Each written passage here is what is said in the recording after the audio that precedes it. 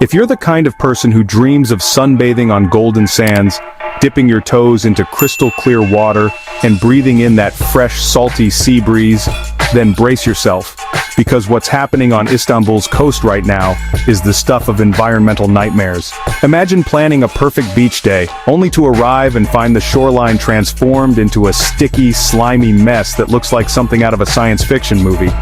This isn't just a minor inconvenience or a temporary blip in the weather.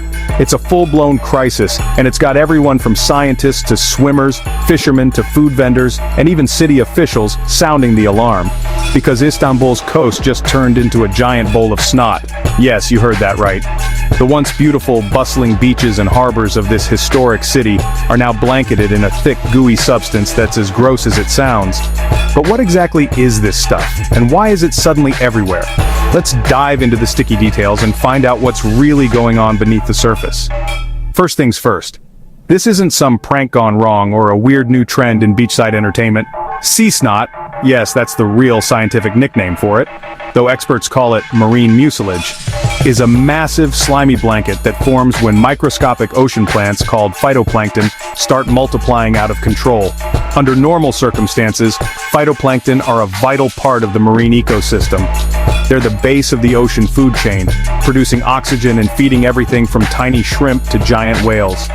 But when conditions get just a little too perfect for them, things can spiral out of control, fast.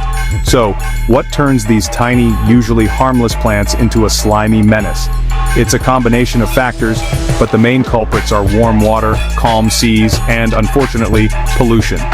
When the temperature rises, thanks to climate change and heat waves, the water becomes a cozy incubator for phytoplankton. Add in a lack of wind or waves to stir things up, and you've got the perfect environment for a bloom. But the real kicker is pollution. When untreated sewage, agricultural runoff, and industrial waste pour into the sea, they bring with them a buffet of nutrients, especially nitrogen and phosphorus, that phytoplankton absolutely love.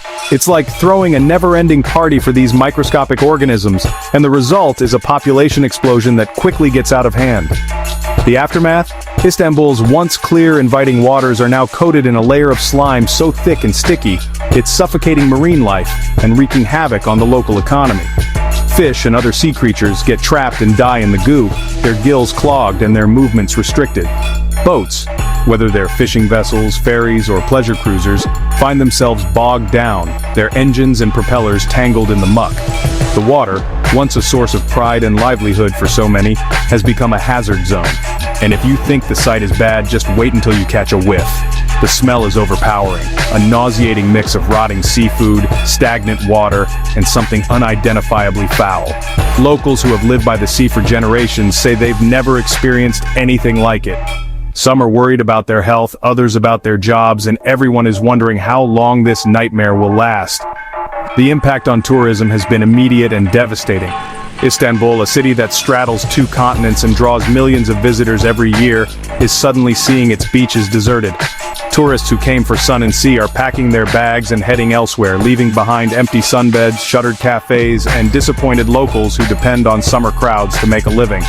The ripple effects are being felt throughout the city, from hotel owners to street vendors, taxi drivers to tour guides, and then there are the fishermen. For generations, the waters around Istanbul have provided a bounty of fish and seafood, supporting entire communities and shaping the city's culture and cuisine. But now, their nets are coming up heavy, not with fish, but with globs of sticky, useless slime. The mucilage clogs their equipment, ruins their catch, and makes it nearly impossible to earn a living. Some have even had to abandon their boats altogether, unable to navigate through the thick, gelatinous mess. Why is this happening now, and why is it so much worse than before?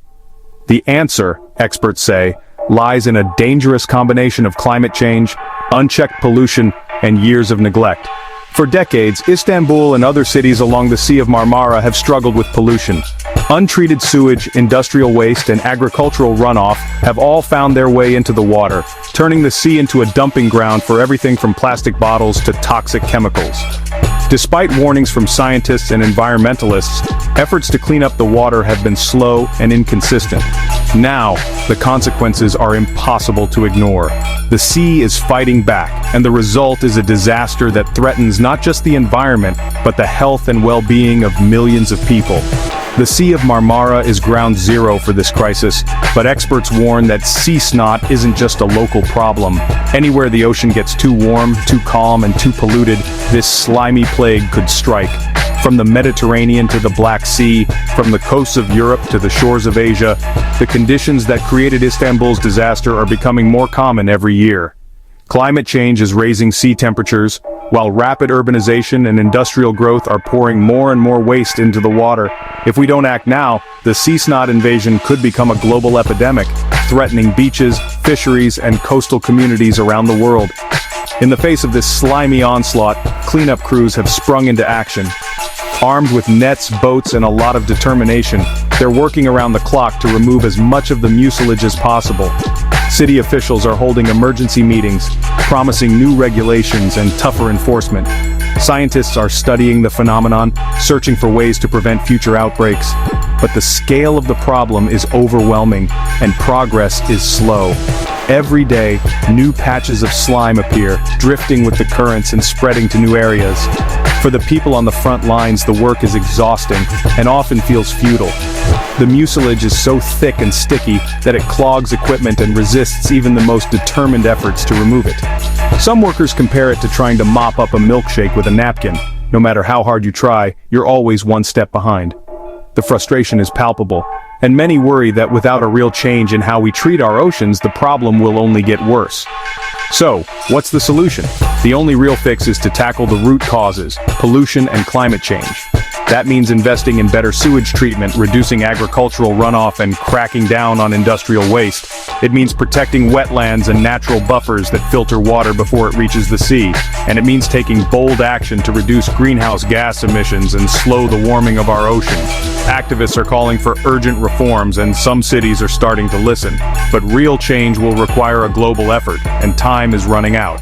If we don't act now, the sea snot invasion could become the new normal, a permanent scar on our coasts and a warning of even greater disasters to come. So if you care about the ocean, about the future of our beaches, and about the health of our planet, now's the time to get involved. Share this video, hit like and subscribe, and spread the word about what's happening in Istanbul and beyond.